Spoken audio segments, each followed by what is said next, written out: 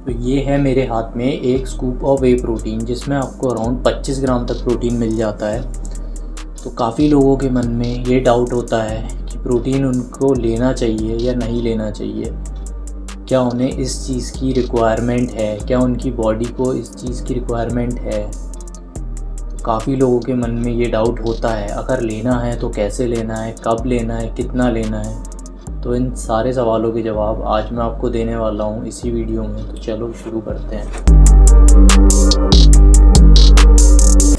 So hello everyone, कैसे हैं आप सब। तो शुरू करते हैं पहले कि प्रोटीन एक्चुअल में है क्या। प्रोटीन एक हमारी डाइट का मैक्रोन्यूट्रिएंट है, जो कि हमारी डाइट में फैट्स, कार्ब्स और प्रोटीन 3 मेजर मैक्रोन्यूट्रिएंट से बनती है। तो उसी में से एक मैक्रोन्यूट्रिएंट है हमारा प्रोटीन, जो कि हमें सारे खानों में मिल जाता है। जो आप सुबह शाम तक डाइट लेते हैं, हर टाइप के खाने में आपको प्रोटीन, फैट्स एंड कार्ब्स जो कि हमारे मैक्रोन्यूट्रिएंट हैं वो मिलते ही मिलते हैं। किसी में कम हो सकता है, ज़्यादा हो सकता है, बट अवेलेबिलिटी सब में होती है प्रोटीन, फैट्स और कार्ब्स। तो क्या आपको डेली रूटीन डाइट में प्रोटीन की रिक्वायरमेंट है?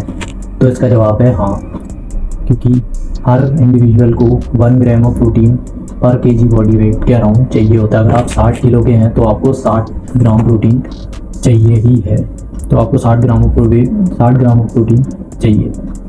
बट सेकंड चीज़ ये आती है कि आपको कैसे पता लगेगा कि आपको या आपकी बॉडी को कितनी रिक्वायरमेंट है प्रोटीन की। सो ये डिपेंड करता है आपकी डे टू डे लाइफस्टाइल और आपकी डे टू डे एक्टिविटी पे। अगर आप नॉर्मली अपना डे टू डे वर्क करते हैं जिसमें आपका कोई फिज़िकल वर्क नहीं है, या आप जिम नहीं जाते, या आप कोई भी स्पोर्ट्स एक्टिविटी नहीं करते जिसमें आपकी बॉडी पे लोड पड़े, तो शायद आपकी प्रोटीन रिक्वायरमेंट आपके बॉडी वेट के अराउंड ही होगी। बट अगर आप जिम जाते हैं, वीक में 4 से 6 बार अच्छा वर्कआउट करते हैं, स्ट्रेंथ ट्रेनिंग करते हैं, या कोई स्पोर्ट्स खेलते हैं, तो आपकी प्रोटीन रिक्वायरमेंट भी उसके साथ बढ़ जाती है। क्योंकि प्रोटीन एक मैक्रोन्यूट्रिएंट है जो आपके मसल टिश्यू को, जो वेट ट्रेनिंग या कोई भी स्पोर्ट्स या कुछ भी फिज़िकल एक्टिविटी का लोड पड़ने के बाद आपके मसल जो टीयर होते हैं उनको रिपेयर करने में हेल्प करता है।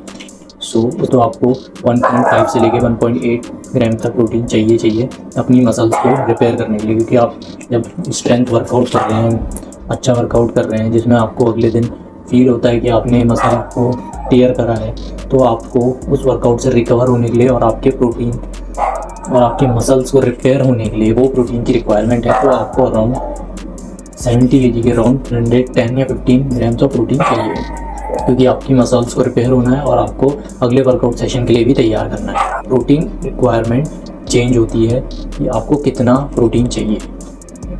अब सेकंड चीज़ आ जाती है, क्या आपको वे प्रोटीन यानी यही प्रोटीन चाहिए? तो ऐसा कुछ नहीं है। अगर आप अपनी डाइट से इसको कंप्लीट कर सकते हैं तो आपको इसकी ज़रूरत नहीं है। अगर आप अपने प्रोटीन रिक्वायरमेंट को अपनी डाइट से ही पूरा कर ले रहे हैं, या अपनी डाइट में प्रोटीन रिच फूड ऐड करके अपनी रिक्वायरमेंट पूरी कर ले रहे हैं, तो वो आपके लिए सफिशिएंट है। फिर ये भी आपका कोई एक्स्ट्रा कुछ नहीं देने वाला। ये आप पहला है। अगर आप वेजिटेरियन हैं, so first is paneer, tofu, soya chunks. अगर आप नॉन वेजिटेरियन हैं तो आप ले सकते हैं अंडे, चिकन और फिश।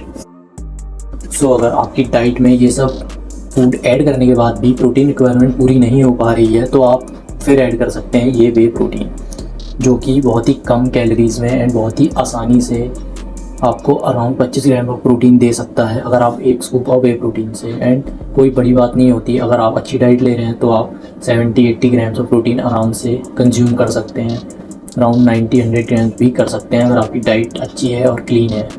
अब बात करते हैं वे प्रोटीन पे, कि अगर आपको वे प्रोटीन ही लेना है तो काफ़ी लोगों के मन में ये डाउट भी होता है कि इसको लेना कैसे है, कि वर्कआउट के बाद ले लें, पानी के साथ, दूध के साथ। सो वे प्रोटीन इजीली डाइजेस्टेबल होता है। तो आप इसे अगर वर्कआउट के बाद पानी के साथ लेते हैं तो ये इजीली 30 मिनट्स के अंदर आपकी बॉडी में डाइजेस्ट हो जाता है। बट अगर आप इसी को दूध के साथ लेते हैं तो ये कन्वर्ट हो जाता है केसीन प्रोटीन में, क्योंकि दूध में केसीन प्रोटीन होता है, तो वहीं ये डाइजेस्ट होने में शायद थोड़ा सा ज़्यादा टाइम ले ले, 5 से 6 घंटे। सो अगर आपको इंस्टेंट प्रोटीन चाहिए तो आप इसे पानी के साथ ले सकते हैं। अगर आप रात में सोते वक्त ले रहे हैं तो आप इसे दूध के साथ ले सकते हैं, जब आप अपनी नेक्स्ट मील कम से कम 7-8 घंटे बाद लेने वाले हैं। तो ये आपको रात भर प्रोटीन की रिक्वायरमेंट स्लोली पूरी करता रहेगा आपकी बॉडी में। तो अगर आप इस वे प्रोटीन को किसी भी डेयरी प्रोडक्ट के साथ ऐड करोगे तो ये ऑटोमेटिकली स्लो डाइजेस्टेबल बन जाएगा, यानी स्लोली बॉडी में रिलीज़ होगा।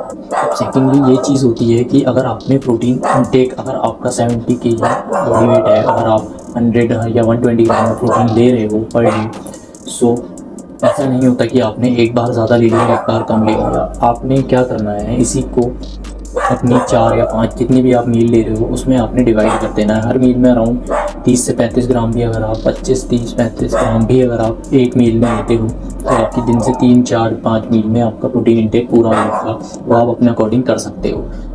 सो अब आपको पता लग चुका है कि प्रोटीन रिक्वायरमेंट हमारी बॉडी में कितनी होनी चाहिए, किस हिसाब से होनी चाहिए, कितनी ज़रूरी है। प्रोटीन की रिक्वायरमेंट से भी ऊपर नहीं जाना है। मतलब अगर हमारी बॉडी को 120 ग्राम या 130 ग्राम ऑफ प्रोटीन की ही रिक्वायरमेंट है तो हमें उससे ऊपर भी नहीं जाना।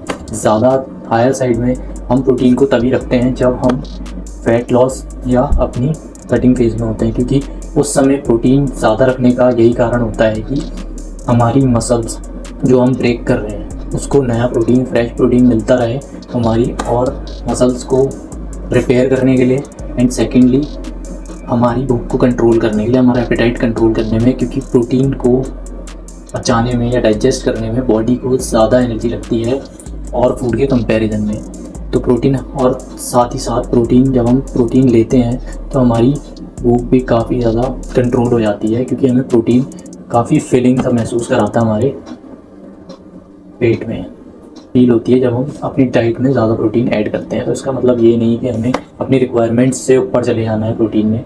तो आप अपनी रिक्वायरमेंट में रहते हुए, रिक्वायरमेंट समझते हुए ही प्रोटीन को ले। तो आई होप आपको प्रोटीन से रिलेटेड काफ़ी हद तक डाउट आपके क्लियर हो चुके होंगे। एंड अगर आपको इस वीडियो से कुछ भी सीखने मिला है तो वीडियो को लाइक ज़रूर करें, एंड आगे भी ऐसी नॉलेजेबल वीडियोस देखने के लिए चैनल को सब्सक्राइब करते हैं।